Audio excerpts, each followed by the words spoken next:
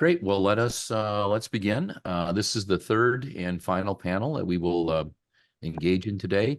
We are joined. Well, we'll introduce ourselves here in a moment, but our leader today is Summer Strand. I've known Summer for quite some time, and I could go through a long list of accomplishments. Let me just put it this way: she has been successful in everything she's ever done, and she's brilliant. and it takes you about 30 seconds of talking to her to know that. Right now, she is chair of the Public Service Commission, and really going to help shape this state in the future when it comes to energy.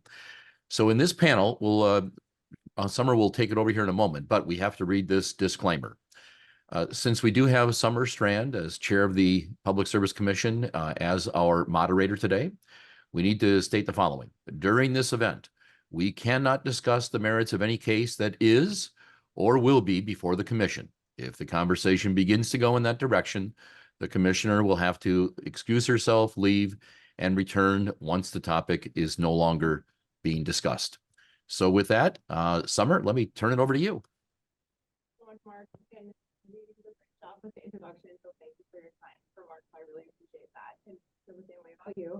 And I want to also thank Competitive Wisconsin for hosting this Action Accelerator today, and thank you to our panelists for their participation. Definitely looking forward to our discussion.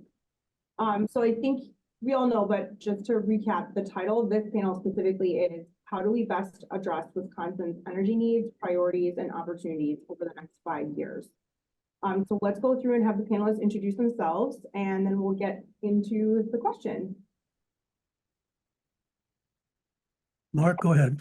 Okay, I'm Mark O'Connell, President and CEO of the Wisconsin Counties Association. Carl? Good morning again. Carl Hosley, President, Xcel Energy, Wisconsin, Michigan. Tom? Hi, everybody. Tom Content, Executive Director at the Citizens Utility Board, and we are the customer advocate for the residential and small commercial and industrial customers of the Wisconsin utilities. Jeff? I'm Jeff Keebler, CEO of Madison Gas and Electric Company. And I'm Jim Wood. I'm Chair of Wood Communications Group and serve as Strategic Counsel to Competitive Wisconsin. Back to you, Commissioner. So our first question is going to be that a common theme discussed in the previous panels this morning has been the responsibility of utilities to balance reliability, affordability, and environmental stewardship in the delivery of utility services. How can we ensure that these priorities are being met as Wisconsin's energy needs evolve and new technology becomes available?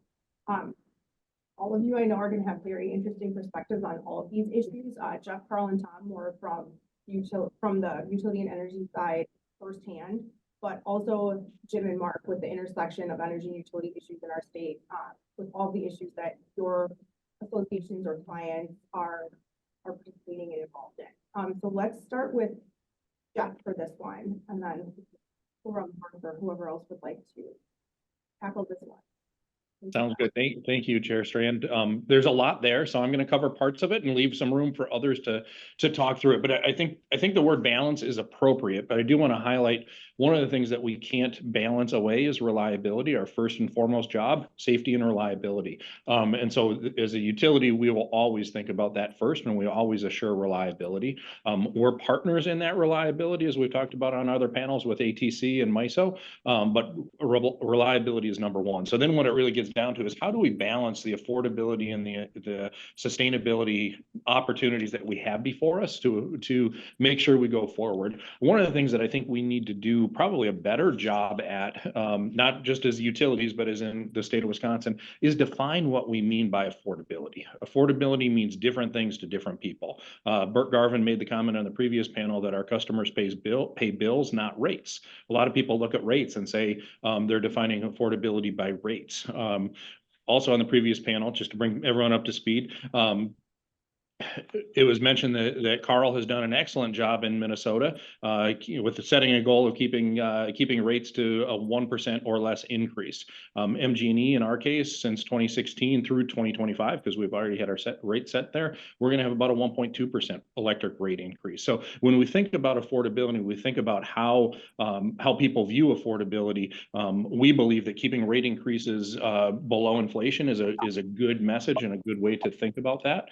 But it really depends upon who the individual is, and we need to focus on affordability on those who can't pay, those who have challenges paying, and we also need to take into account the programs and services that are out there in other places. A lot of people look at the truly low income customers, and the low income customers, while we need to assure affordability for them, there are other programs, LIHEAP and other programs that can support them. So we need to make sure that we're looking at the programs that are just outside of the customers that are just outside of the programs like LIHEAP and others on the affordability spectrum or the income spectrum. So I think ultimately we need to answer that question. We need to think through that and make sure that we're using common language and vernacular as we're talking. Otherwise, we're confusing the public, I think. But that's kind of a little bit of an aside. So I do think we need to balance those, and I think we're doing a good job balancing those. As we talked about on the first panel, when we invest in new technology and new generation assets, those are the most cost effective for our portfolio, but our portfolio is measured over decades. And so how do we address the affordability that comes with, or the cost increases that come on the front end of those investments, to make sure that customers today are able to afford those investments that we're making for the long term. So I'll leave it there, and then I'll come back to it if time allows, or if other things are necessary, if I need to jump in when other people speak. Thank you, Jeff. I think that your points on affordability are well taken, and I think it also would then segue nicely to hear from Tom on this question. Tom, let me know if you want me to restate anything, but very curious to hear your perspective as well. No, I think a lot of good points have been raised. I think it is a balancing act. We have to think about balancing the short-term needs and the long-term needs with the customer's ability to pay. And the fact is that the challenge of the building cycle we're in, the challenge that we're at a competitiveness challenge already with regard to energy. If you look at around the country, that we're not among the cheapest around. We're among the highest, 13th highest in the country for residential, commercial, and industrial. And so that's a challenge. But I think when we talk about the cost effectiveness of the portfolio over time, the commission, the PSC, is charged to approve a project that's cost effective over time. But we need to think about the crunch time of this energy transition and the next 3 to 8 years being where this kind of pinch point in the transition, and what the impact of the decisions we made is going to have on bills, on our bills and our prices. Those are just some starting thoughts, but we'll get into more. Thank you, Tom. Let's hear from Carl on this one as well for the utility perspective. Good morning, Madam Chair. Good to see you. And thanks for having me on the panel. So, it's always hard to go third, right? Because you end up being a parrot, but I won't repeat everything Jeff said with the exception of two things. Reliability. You can parrot me if you want it, Carl. That's fine. Of course, Tom. Reliability, safety, table stakes, no doubt about it. But one thing that people often forget is we need to take a long view of these investments that we're making. So as we see load growth in the last panel, we talked about the extraordinary energy demands that are burgeoning from the artificial intelligence industry. Now, that load growth, if you do an affordability, just a strict, real simple rate calculation, it's cost over revenues. And as those revenues grow, it dilutes the cost. And the long view is you actually see downward pressure on your rates in the long view. So that's something that we need to consider as we add these assets to the system to meet our growing demand. Affordability, the speed of value, these are important aspects to what we do, but the reliability of the Wisconsin system is part of why we're attractive to businesses. So, if you think back 30 years ago, the reliability wasn't as fantastic as it is today, right? And businesses don't want to locate in a spot where you have potential for brownouts and unreliable systems issues, especially as we move into this new world of beneficial electrification, where almost every process is electrified compared to what it was. So with the advancements over the years comes an extraordinary amount of reliability. And addressing affordability and making sure that we're protecting our most vulnerable customers, that's important as well. And it's a tough balance that all of us as stakeholders, utilities, the commission, have to work together to find the sweet spot, if you will. Excellent points too, Carl. Thank you very much. I'm curious to hear Mark's industry adjacent perspective on this. Yeah, thanks, Summer. So I think Carl really put it best, and to touch upon something that Jeff had raised. It's a balancing issue, and we've almost kind of forced our energy industry into balancing where the trend lines tell us we're going to be with our capacity or willingness to pay on the one hand. But what I think we might benefit from as a state is allowing our energy industry to create a balance, not from where the trend lines tell us we're going to be, but where we want to be. And that's different than where the trend lines tell us we're going to be. So we might say we're going to create a capacity of 100 units because in 10 years, looks like that's where we're headed. But we might want a capacity of 300 units because we want a certain type of industry or a certain location of types of industries in different parts of our state. That's a different question, and it requires a different flexibility in allowing our energy industry to have that balance. Now, as local units of government, we want that. I mean, we're different in Wisconsin than a lot of other places in this country. A lot of places in this country, you can drive an hour without seeing a small town. In Wisconsin, you can barely go 20 miles without seeing a small town. So our economic activity is very dispersed, which also means our grid system needs to cover all of that. We've got localities in this state that they think they have all the tools necessary to be economically viable. But when you overlay the capacity of energy, there's no chance that they can be successful if there's any large energy draw that would be required in that area. So if we want them to have a chance at success, we've got to make sure they're ready for it. And that means energy and a balance of where they would like to be as opposed to where the trend lines tell them they're going to be. Yeah, if I could just chime in here, because I do think that we've used the phrase transition and we've used the phrase management, put them together. So what we're really looking at is transition management, right? And part of what keeps appearing in these panels, whether we're talking about housing or energy or transportation, is that immediacy tends to be divisive, okay? We've all got members or responsibilities or tasks or attitudes about getting from Monday to Tuesday and Tuesday to Wednesday. It is very clear, I think, from listening to the conversations today, that there are some pretty big block things that we're all agreed on. Okay, we do want reliability, we want affordability, we want accessibility, we want growth, we understand the demand is going. It seems to me that you take consensus as that first piece, and what's missing is a timeline for that transition management that enables you to say, so I can't get it done right away, okay? And in making it done, as we move through the transitions, there are going to be some blocks of time, and we have to address how we deal not just with the problem as though that's the problem. Maybe it's only a problem for years 1 through 2, or maybe it's a problem for years 3 through 4. And then you begin to ask yourself, how do you amortize that?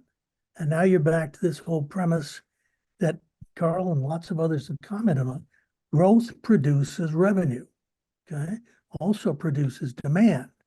The challenge for transition management is to figure out how to put those two together in a fashion that provides affordability for customers, reliability for the system, and accessibility for those who need it as part of that growth package.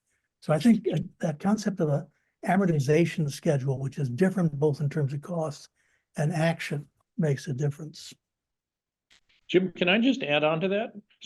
Sorry, Chair Strand, do you care if I just add? So one thing I think is important, we talked about this a little bit on the first panel, but I agree completely with what you're saying, Jim. And in a traditional sense or traditional business, that growth leads to benefits for the business.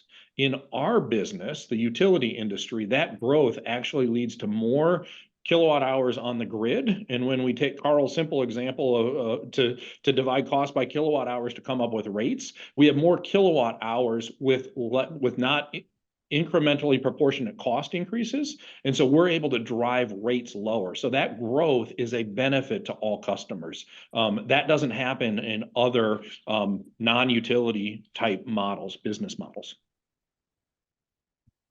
Thank you, Jeff. Great points. And thank you, Jim, for discussing transition management. You guys all kind of foreshadowed our next question. So let's get to that, but feel free to expound further on some of the things that you raised as it relates to this. What do you view as one of the biggest challenges impacting the energy industry today? And what creative solutions can help address these challenges? Let's start with Mark on this one.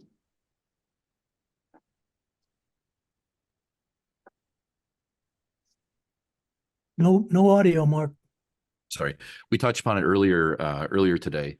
I think we're on the eve in Wisconsin of a major energy draw in our state. I know there's conflicting views of whether the EV electronic vehicle industry is going to be successful or not, or if America is really ready for it or not. But we're going to get $78 million of federal money, and we're going to be putting EV charging stations every 50 miles on the interstate. So as we go from 2-3% of our vehicles at EV now to some people have predicted maybe 40%, that is going to be a major energy draw in our state. Add to that artificial intelligence, and I can't even fathom all of the creativity that's going to occur along artificial brain power and the energy that might be needed for economic activity related to that. So we may have had relatively flat energy usage for the past few years, but I think we're on the eve of a dramatic upturn. I think that is a major challenge. Are we ready for it? Well, as I mentioned earlier, our energy industry, they do whatever it takes to make sure that the lights go on, that businesses can be open, that energy is flowing, that we take care of our people. And they're very, very good at it. I think we have great regulation. Public Service Commission is incredibly well run. It's a great agency. Just so you know, Summer, we talked about it earlier. Everyone thinks that the Public Service Commission needs more staff and you need more money to pay them in any event. I think that's.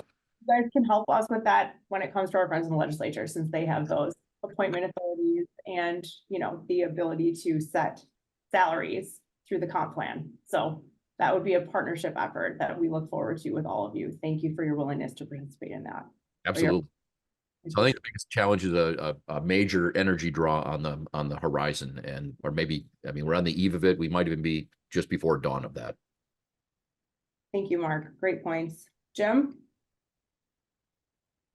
So I go back to two things. I think that it is the biggest challenge is how do we pay for it over time, from my vantage point. A lot of activity, we can identify the programs, the projects. I think question of how do you pay for it is going to impact how quickly it gets done. I think second major piece is lack of work of construction crews, et cetera, as we try to deal with that. And I guess there's a third piece, which is, particularly as AI comes on, I think there's going to be a growing question in terms of making sure that the growth occurs every place. You're going to have to deal with storage issues related to the size of files that are generated, required to manage these massive kinds of AI operations, et cetera. But on the sustainability piece, I think we really need to help the public understand more of what's going on, back to Tom's concept of transparency. But part of what they really need to understand is that you are investing in growth that will be good for them. So it's not a question, you don't ask them to pick growth or no growth. You help them understand how to go from no growth to growth and how that pays for the process. And there's a lot of work, I think, in terms of bringing the public up to speed around that concept. I think the PSC and industrial groups, et cetera, have a major role / responsibility in that regard to do a full balance sheet, but we're not just looking at the money going out the door. We are looking at the potential for the return on investment. I agree. Thank you, Jim. You know, leave it to the PR guy to talk about how we need to message and communicate this, but I think you're absolutely right. Tom, let's hear from you next, please. Yeah, those are all great points. I mean, I was gonna echo a lot of that in terms of the emergence of data centers is something that we're seeing here. As I talk to our fellow consumer advocate offices in other states, this is the dominant topic du jour right now. Northern Virginia is looking at like 9 or 10 gigawatt immediate load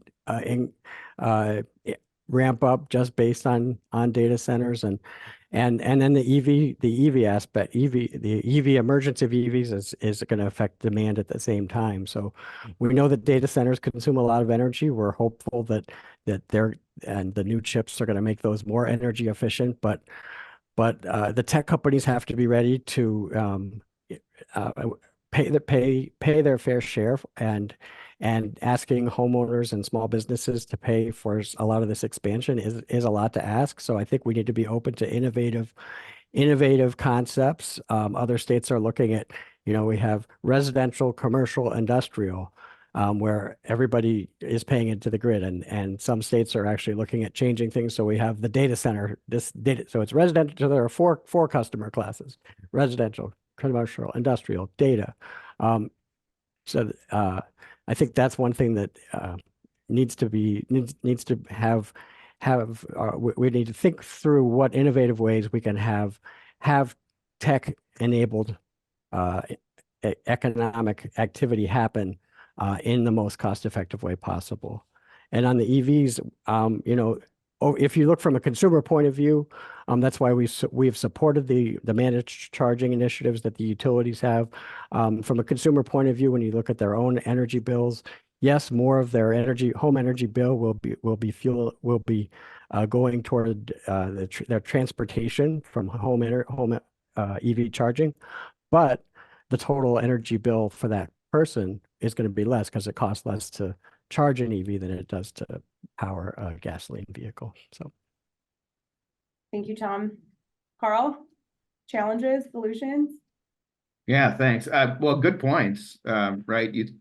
Tom, you're talking about the energy burden and how it relates to, your energy bill might be higher, right? But your gasoline, your petrol, if I was in the UK, bill's gotten lower, right? So what we've heard here is your original question, Summer, was, what's the biggest challenge? And we've all been talking about, burgeoning demand. We've been talking about new generation resources. We haven't touched on transmission. But I think what I've heard here is we talk about, the smart grid change that all the utilities are going through, new demand. Really, what the biggest challenge is the speed of change.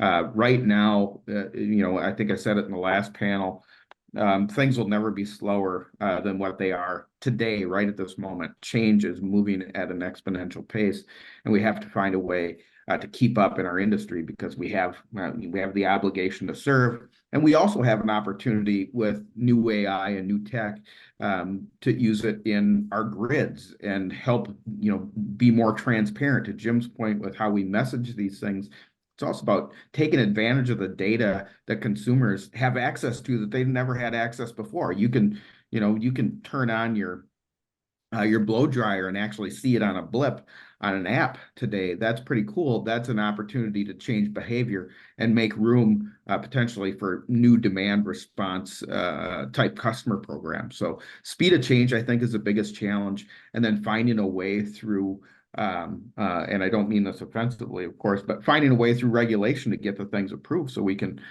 put it into place and be effective, right? And that's that. Now we get into the labor challenge, and we all have a labor challenge. We talked about in the last panel. The commission has challenges holding on to their analysts, and you guys are doing a good job pivoting and taking on a significant amount of workload, but we got to make sure you get the pay right. So you can hold on to your highest and most talented employees, of course. The utilities have a challenge.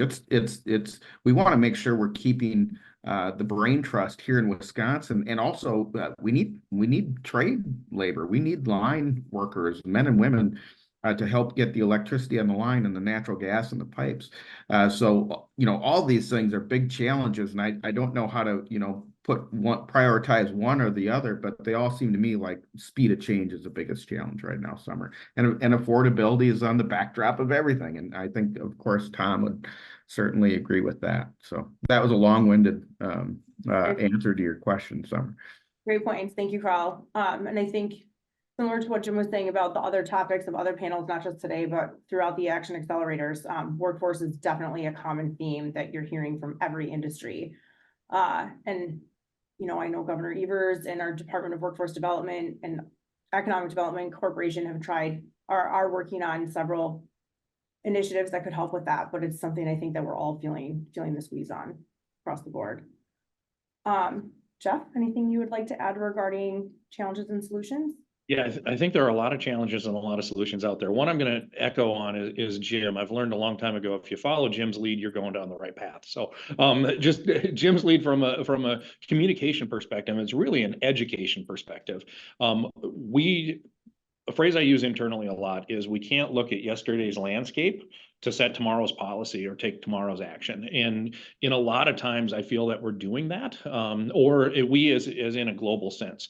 And we've created part of that issue, but we need to resolve that issue. So let me give you some examples of what I think about that. So we all know, as Carl just talked about, the speed of change is really fast and we're changing really quickly. And it's hard for others to keep up with that change. And so I heard a statistic, this is probably 5 or 7 years old, so I'm sure the number has changed, but it's not a lot different, that the average customer in the United States spends 6 minutes a year thinking about their electric utility. And they do that when they pay their bill or if they have an outage, right? So we're trying to capture the mindset of people and educate them along the way. So when we talk about things that we need consumers to do, such as electrification and energy efficiency, we've spent a lot of time educating, pick on energy efficiency. We've spent a lot of time educating them on doing things, and the goal there was to reduce energy at the peaks at that 4 to 6 o'clock on that hot July and August day. And we spent a lot of things around, I'll say air conditioning load, but it's windows, it's heating load, other things too.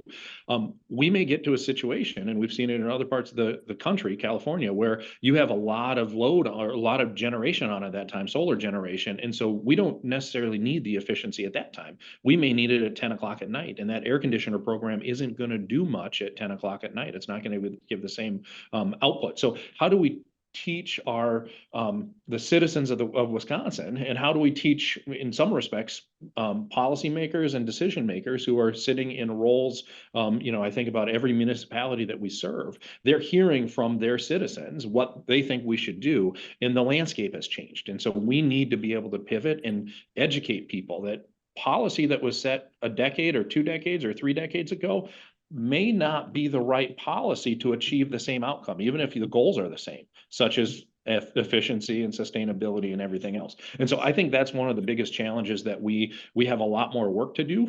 I think speed of change, generation transition, transmission transition, we're doing a lot of work on that. But I think educating people and making sure that we're using what the expectation of tomorrow's landscape is to set policy and take action for tomorrow. Thank you, Jeff. Great points. I agree. I think another kind of solution to part of that is also combating misinformation. You know, some people I think hear time of use and like limiting demand, and people are like, oh my gosh, I'm not going to be able to do my laundry or wash my dishes when I'm home and all these things. And it's like, nope, that's not what, and this is mutually beneficial. And let me tell you why this is something that you want to participate in. So yeah, Chair Strand, if I could just add one point to what Jeff mentioned. I mean, I think he just raises a good point about helping people understand what's going on. And I think too often, whether it's the public, the average person doesn't think about this, but if more people can be thinking about this, and if we can demystify this, frankly, this is kind of a wonky area of regulation, of life, it can be technical. You shouldn't have to be an engineer or an economist to know what kind of energy future you want to live in, or what you want for your future. So I think raising the point of just the better we can explain what's going on, and the better we can communicate about it, the more buy-in we're going to have. great points, Tom. Thank you. I always joke that I don't tell the neighbors what I do because 1, they wouldn't understand it, and B, my phone would blow up when we do have those very rare outages. I'm a very happy customer customer of municipal electric utility, but you know. But again, you guys all did a wonderful job of teeing up our next topic. So I'm going to read the question, and then again, you've kind of covered some of this, but I really like the forward-thinking perspective of this question, especially given what Jim was saying and what Carl was saying and what all of you were saying about just, and Mark too, about the perspective and looking forward and not living in those past policy decisions. And here we're going to talk about how a lot can happen in 5 years. We know that Wisconsin's energy landscape has evolved since 2019. And we want to talk a little bit about some of the most significant changes that have occurred between 2019 and where we are now. But then also, and I think, again, you all have done a great job of teeing this up, looking forward to 2029, are there any predictions you would like to make about where we're going, or to Mark's point, where we want to go? Let's start with Tom on this one, please. Okay, thank you. Yeah, no, I think the most dramatic change has been just the dramatic drop in the price of solar over the last 10 years and even 5 years. But just the fact that we've gone from fossil being the source that everybody was looking at as the where we were going, to now it's renewables, and it's amazing to see those changes. And I think we're seeing, and if you'd asked me 10 years ago when I was still writing about this stuff that utilities were going to be proposing stationary battery storage projects to along with their solar farms, I didn't think that was going to be ready, but here we're already seeing it happen. And I covered the battery industry a little bit when I was at the Journal Sentinel, and so I'm going to use batteries as what I think is going to be what we should be looking at for 2029 to 2034. Because today we have lithium ion, which is in our phones and it's in our computers, and it's the storage that's in our EVs and backing up the solar. But there's new battery chemistries that are coming, and the economies of scale are going to work in that in favor of new chemistries. And we have researchers at the Argonne National Lab that are very focused on energy storage. And some of these new chemistries are going to be more conducive to longer duration energy storage. And we're seeing examples of that. Carl has one in Minnesota that his utility is working on. We Energies at the Valley plant right here in Milwaukee is studying a new battery technology. So some people are putting their bets on new nuclear plants. I'm putting my bet on long duration batteries. Thank you, Tom. Excellent points. Let's go to Jeff on this one, please. So I agree with Tom. I think long duration batteries are necessary. I don't know when they'll get here. There was discussion in the previous panel about not being the first person to do them, right? We want someone else to test them out. So if I'm sticking true to 2029, maybe we see some, but I don't think they're wide scale development in the next 5 years or so. I do think in the next 5 years, we're going to be in a spot where, going back to my earlier topic, we have been able to educate the public. We have been able to align on what's happening. If you look at all the utilities in the state, we're essentially aligned on 80% carbon reduction by 2030. I think you will see exactly what we're doing to get the 80% carbon reduction, because we're right there. That is an important component for the state. It's the administration's goal as well, so we're highly aligned to that. And so I think one of the things that and I probably think about this more than others because of my customer makeup, but my service territory has a lot of municipalities, and so when you think about that, state government, county government, a bunch of different municipalities, all of them are setting their own goals and sustainability goals. And I think that's really important for them to do. One of the things that we work with them on is to make sure that we can support them and what their outcome is, and are the goals the right thing to do. And I just want to, a lot of people are saying, I want 100% renewable goal. And what their goal actually is to eliminate carbon. And so we help think through how is 100% renewable different than a carbon reduction goal, whether it's 80% or 100% or net zero, pick your goal. And renewable, if you go back, yesterday's landscape, if you go back 10, 15, 20 years ago, renewable was the only way to reduce carbon, really, because we needed all the baseload plants and everything else that were all fossil fuel. Today, we have other ways to reduce carbon, including getting rid of baseload plants and putting in peaking plants, like we talked about on an earlier panel. And so it's helping to understand, if you want 100% renewable, what is the outcome of that? What's the outcome on reliability? What's the outcome on cost? What's the outcome that you will be putting in your tax bill versus what's the outcome on what your citizens will be paying for in their electric bill? And so hopefully in the next 5 years, we get to a point where we're all in a better alignment on what that actually means and what the goals are. And what, in my belief, carbon is the enemy, and that's what our company is attacking and getting rid of. And so I think, just going back to my earlier comment, I think it's just hopefully in the next 5 years, we can all get better aligned on what the ultimate goal is. And if we want to move as fast as we're saying we're going to move, and that we are moving, alignment is going to help us get there in the most efficient manner and most cost-effective manner for all of our customers. Thank you, Jeff. 1 point. Let's go to Mark on this one.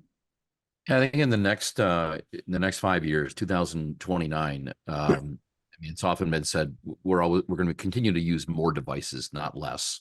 You're going to have more consumption of energy, not less. And it's something that Tom said earlier, kind of a micro look at this.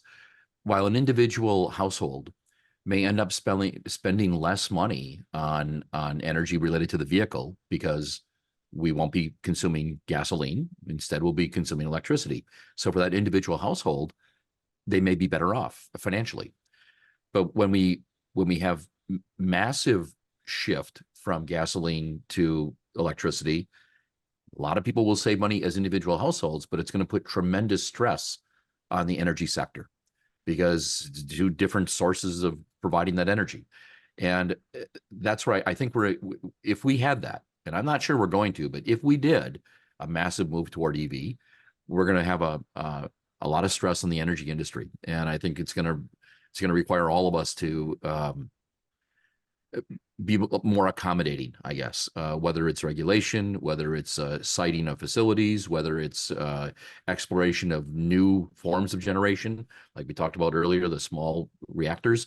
It's going to require a lot more flexibility and on everyone's part. So that's what I see in the next 5 years. Thank you, Mark. Carl? Yeah, thanks. I agree with a lot of what's been said here. Tom mentioned the iron air battery, which is pretty cool. It doesn't have the lithium in it, which is, a challenging resource to get to. Will it get to scale, massively in the next 5 years? That's pretty tough, right? To Jeff's point, I think he's right. It'll be hard to scale it. I am very bullish on nuclear and small SMRs. I wouldn't bet against tech. I know the new scale engineering, came up against some bond issuance and engineering challenges, but I wouldn't bet against new opportunities with others that are entering the market or that are in the market, Westinghouse and GE, because I think there's a lot of promise there. And I think that really goes to the attack on CO2. Jeff was making a great comment about, do you really want 100% renewable energy? I don't think that's the goal. I think if you can get there, fine. But I think what the goal is, you want a zero carbon goal. I think that's the right perspective to look at it. The next 5 years, it's hard to tell. The one thing I feel very confident about is that, we all have an 80% interim goal, 80% reduction in carbon compared to 2005 levels. We're going to hit it. We're going to hit it, and we're going to do it while responding to massive new demand on our systems. I feel good about that anyway, Summer. Great. Thank you. Jim? Wow. So 2019 to 2024, I think the biggest change I've seen in Wisconsin is a growing awareness of our interdependency. And that is, if your community is not doing well, your business ultimately is not going to be doing well, and on across the board. That awareness has informed a lot of things that's going on. But the second big thing I would note is that in September of 2023, the Bureau of Economic Analysis number for job openings in the state of Wisconsin was 225,000. 225,000. And two things are important there. One is we need to understand we do not have the bodies we need in the state to fill $225,000, right? 225,000 openings. We need to begin to get our arms around, we better get a strategy for recruitment and retention that gives us a pathway to deal with that kind of a number. But the upnote is the type of jobs that we're going to be filling are going to be considerably different than they were 10 years ago. And there's a good shot that what that means is they will be paid better wages. And so if you combine two strategies, which is you are trying to expand your employment base and you're trying to raise the wage that those people are getting paid, now you got more taxes, you got other kinds of opportunities to interact with all of these deals. So I think that's an important set of numbers to be thinking about. If I look forward, it is very clear, I think, in Wisconsin at least, that the concept of place economics is taking hold. It's no longer a curiosity. People are spending, thanks to both state and local government investments and federal investments, lots of money trying to deal with questions like early care and education and workforce housing, workforce transportation, and other sorts of issues. In that, you're creating sub-economies across the country, which complicates the issue in terms of inflation for certain kinds of construction jobs and so on and so forth.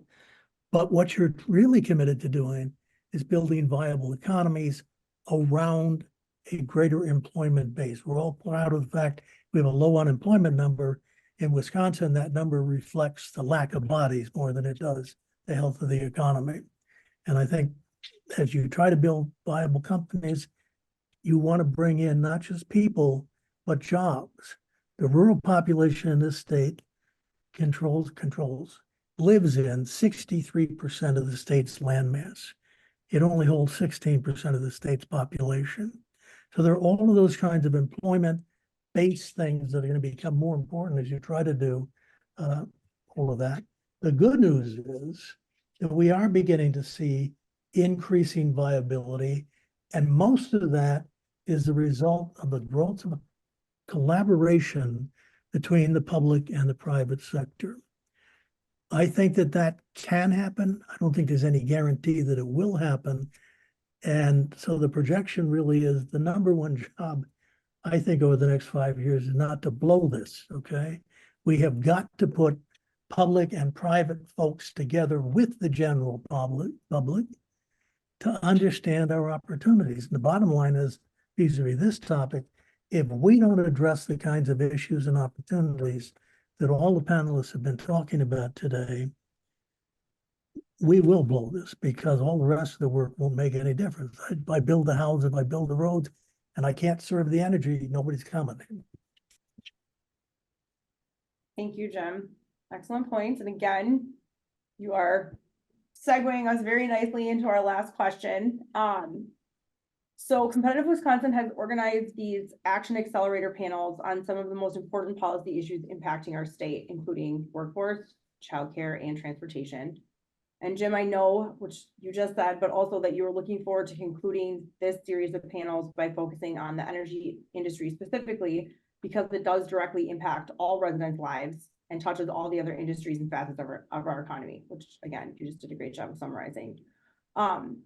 And then also we've heard a lot today about communicating and messaging and making sure that people understand the whys and the whats of what we're doing. So my first question is going to be for Mark and Jim, who are again involved in kind of energy adjacent, but like I said, connected, interdependent organizations.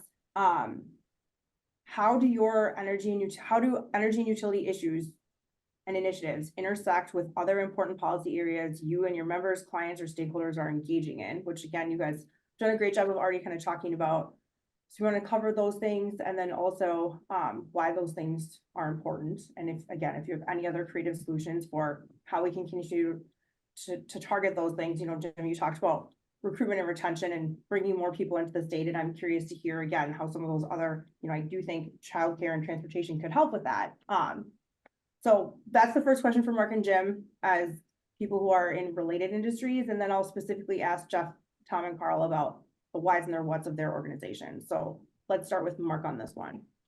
Well, it's from the county perspective, it's pretty simple. It goes a little bit to what I spoke of earlier. In county government, we basically maintain the fabric of society. We're never the page 1 issue or page 37, if we're at all. In county government, if you can stumble through your whole life and never really interact with county government in any meaningful way, it means your life is probably pretty okay. You hope you don't have to use our services, but when they're needed, you're glad we're there to do it. So we will only have the resources we need to maintain that fabric if we have a very strong, vibrant private sector.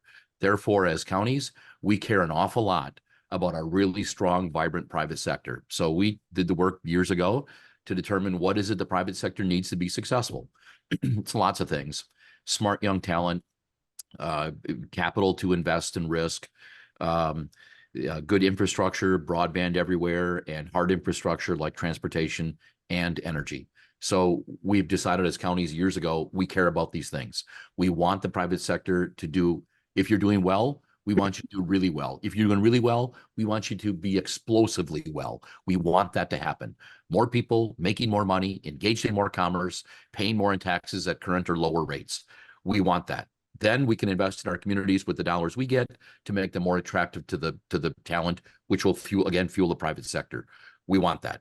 So in that regard, we care a great deal about available energy, reliable energy, predictable rates on energy, the ability for the energy sector to think way ahead about where we want to be as a state, and the ability to invest in that structure so that in our new millennium knowledge technology-based economy where businesses can move almost overnight, we're ready for that to occur.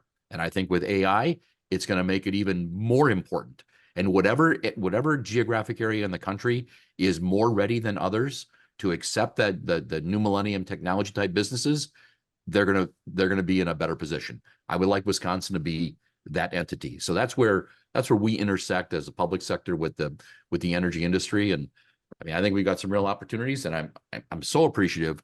We've got some really smart people in the energy, I guess, arena in Wisconsin. So I'm very optimistic. Thank you, Mark. Excellent points. And I love your passion on these issues. I think you're absolutely right. Even when it's kind of a chicken and an egg thing, that they all do work together and they're essential in order to keep us moving towards where we want to be as a state. Jim? It's a great question. I go back to the interdependency, but another observation over decades is we tend to legislate towards our aspirations, okay? We even plan towards our aspirations in the private sector. We are less good at focusing on the execution of towards the aspiration. And I think that is what we're discovering in terms of the interdependency, is we better get a whole lot better at that, because if I'm building housing developments, or I'm laying road, or I'm trying to figure out how I'm going to use land in a rural area, I need a much better sense today of what the energy demands are going to be there. We need to understand how long what that demand is going to look like over time. And I'll give you 2 examples. Mark talked about the charging stations. My own take is, and I'm not an expert, is that within 20 years, the bulk of the charging of electric vehicles will be conductive as opposed to charging stations. I think there will still be charging stations, but conductive means you're charging while you're driving. That's a very different kind of model. And we should at least be sensitive to what that means in terms of where we're building our roads, how does that touch bridges, and all sorts of other kind of traffic management issues. And I will give a shout out to David Noyce at the UW-Madison School of Engineering, who is one of the national heroes in traffic management we're talking to. But there are all sorts of examples like that where you say, again, when we talk about people can afford things, when we talk about trying to do the affordability, accessibility, we talk about storage, all the things we've talked about today need to be part of the conversation, whether you are talking about building houses or you are talking about recruiting workers or you are talking about what kind of employment base you want to build. So really think that everything is now interconnected, and we need to stop looking at it in terms of, well, if you do that, that's bad for my guys over here. It's bad. Go to the question of, we can agree on these. We have consensus: affordability, accessibility, availability, okay, reliability. We have consensus there.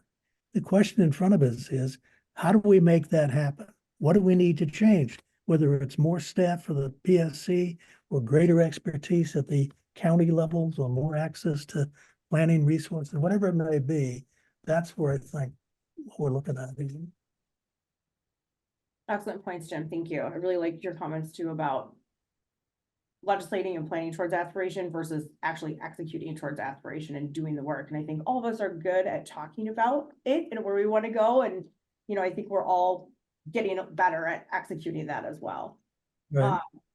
Thank you. Okay, so now we're going to turn specifically to Carl, Tom, and Jeff in that order. And I'll kind of rephrase the question a little bit as it relates to the energy and utilities industry specifically. I would like to talk about, like I said, your whys and your whats. What does it mean to you to work in the energy and utilities industry? Why do you and your organization do what you do? Why do these issues matter? Kind of just the whys and the whats. And then again, if you would like to touch a little bit on interdependencies and aspirational action and execution, please feel free to do that as well. But we'll start with Carl. I like it better when you start with Jeff. Then I can just say, yeah, me too. I don't want Jeff to think I'm picking on him. So I'm going to say me too when it comes to me, Carl. So answer well. Well, it's a good question, and you know, a tough one to answer. Thinking about the whys and the whats is, you know, we're stewards of arguably humans' most important invention, right? Electricity, and the use of energy and the interconnectivity of all the different aspects that it spans, the strength of our local communities, connection to economic development, the workforce. It spans everything that we do. And, you know, parochially, why I got into it was probably by happenstance. Frankly, I was an intern in the energy electrical distribution engineering at Wisconsin Public Service Corporation. I really liked it. But now energy has really become the sexy topic, if you will. You know, we actually talk about it at the dinner table with my 3 teenage kids. That's amazing. When I was a teenager, I was not talking to my parents about energy policy at a dinner table. I mean, so that just goes to show how important it is and how connected it is. And that all these different, you know, social media platforms, they're talking about energy. So the poles, the wires, the pipes, what we do is important because it touches all these different aspects of life, trying to improve our living standards, reduce the human struggle, and do it. Oh, my battery's running low. That's not good. And do it affordably, right? To Tom's point and everybody else's point, because Jim, you said it really great last week when we were just, you know, chit-chatting on the phone.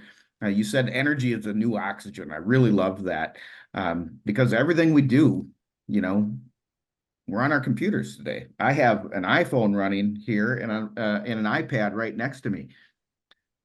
We're all connected to energy. I can't do anything without energy. So you need some conductive charging for your computer. So I do. thank you, Carl. Great answers. Tom. Yeah, so my why is, you know, basically to help shape the most affordable and the most consumer oriented and, if possible, the most consumer driven energy transition possible. And we talked a little bit about how a lot of people don't notice their energy unless the power goes out, right? But on the other hand, if you were to do polling, clean energy would probably poll up there with apple pie and baseball. In terms of the most popular things around. And I think people want to know how they can, I think people will want to know how they can participate in the energy transition. And that's why I'm excited about what the PSC is going to be leading this year in terms of getting Inflation Reduction Act rebate programs out into the public sphere. In my old and enabling more to happen on that, on the customer side of the meter. It's so at Cub, my former role was to educate people as a newspaper journalist about this, about what was going on in the energy world, and now it's about trying to shape something that is going to be affordable. And to come back to the why, it's when we think about affordability, it's you have to think about, we represent all spectrum of customers at Cub, and so for people who are making 500 or 1,000 or dollars a month, their utility bills are a lot different than people who are making 5,000 or 10,000 a month, and so we need to keep that in mind. And I'm thinking about the balloon analogy, that metaphor that Commissioner Nieto used earlier. As we squeeze the balloon, we just want to make sure that we don't make it unaffordable and that the balloon pops. So I think that's really the challenge. And one thing, and the last thing I'll just say related to the kind of the economic development aspect, is if we can do what MG&E is starting to do, where they're talking about helping people with their air conditioners, or using water heaters to help change people's energy use when demand spikes. You're seeing around the country new ideas coming into the space where people are taking home battery systems, whether they're made by Tesla or whether they're made by Generac here in Wisconsin, and you can aggregate those during times of peak demand. So there's a lot that we so often talk about, all the big things that need to be built, but we need to think about the small ways that we can actually shape the future. Great points, Tom. Thank you so much. Jeff? So that's a lot to consider. So I'm not going to pair it, but I'm going to combine the two of what Carl and Tom just talked about. So for me personally, I have a belief that I should leave a place better than when I leave than when I found it. And that's true for whether we're talking about a business, a nonprofit I might be supporting, or this world. In the utility industry, I didn't recognize this before I got into the industry. I didn't know the industry existed. I actually got here by happenstance too, and it was a former executive of MG&E called back to his college and said, "Hey, send me some resumes," and mine was one of them. So I came to Madison because of that, and I'm glad I did. But the utility industry is a really unique industry from a lot of different perspectives that we talked about today. But the one I like the most is while we're a business and we have all the complexity of a business, we're a public utility. So we're here to serve the public. I can stand on the roof of my building and see all of my customers. Most companies can't say that. So I don't have customers spread throughout. Carl's much bigger, so he'd have to stand on multiple buildings, but he can do the same thing, right? We don't have customers across the country that we're only trying to sell things to, and nothing against all the consumerism that we buy and that, but I'm not trying to sell anything. I'm trying to provide a service, and I'm trying to provide a service in the most cost-effective way. And what that does, it gives me freedom, a tremendous amount of freedom to be able to think about all sides, as Tom just talked about. How do we do small things to help customers use energy more effectively? Most people look at me and say, "Why would you have a department of people who work to use less of your product?" Right? And it's because we get to think about it in that way. So we're here as a public utility. MG&E is known as your community energy company. So I get to be engaged in the community and help our communities, not just through the provision of electric and natural gas service, but in all kinds of things. And I wouldn't have that opportunity if I was at a different type of company or different type of organization.